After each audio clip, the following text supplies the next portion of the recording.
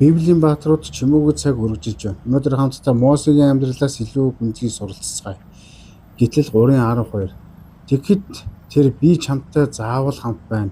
Чи ард түмнийг Египтээс гарган авчирч та нар энэ уданд Бурханд мөргөх болно. Энэ нь чамд би чамайг илгээсний тэмдэг болно гэж айлдав. Мосегийн түүх бол зүгээр нэг агуу удирдагчийн түүх биш. Энэ бол өөрийгөө хангалтгүй гэж мэдэрдэг хүнийг Бурхан хэрхэн ашигладаг тухай амьд гэрчлэл юм. Мосе Египтийн ордонд өсөж боловсралтай, боломжтой ирээдүйтэй байсан. Гэхдээ нэг буруу шийдвэрийн дараа тэр бүхнийг орхиод сүл рүү зогтсон. 40 жил хинч биш мэт амьдарсан. Тэр өөрийнхөө тухай ингэж бодож байсан байх. Миний цаг өнгөрсөн. Би бүтлгүүцээ. Гэхдээ яг тэр цөлд, яг тэр энгийн амьдрал донд Бурхан түүнийг дуудсан. Шатаж байгаа бутны өмнө зогсож байхдаа Мосе би хэн юм бэ? Би хэрхэн ярих вэ?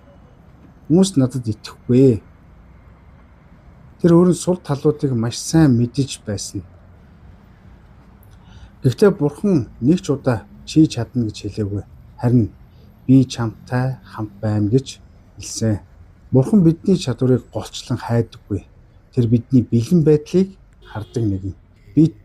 Би чадахгүй гэж хэлдэг.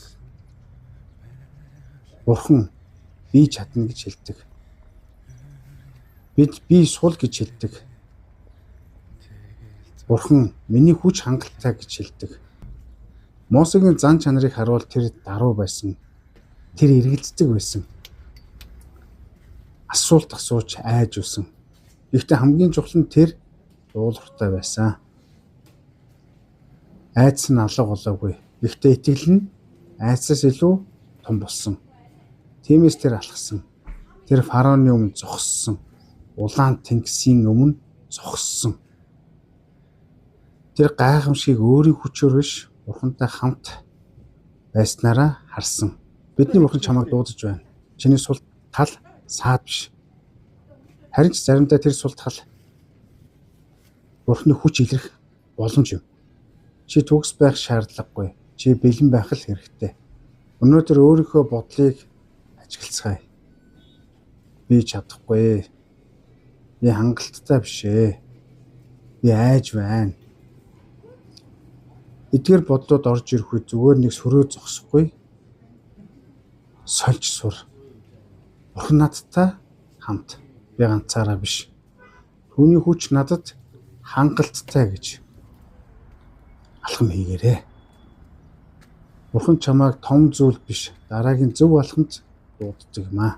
Өнөөдөр өөрийнхөө дотор байгаа сөрөг бодлуудыг бодож үзээд Бурханы өмнө залбирах цаг гаргацгаая.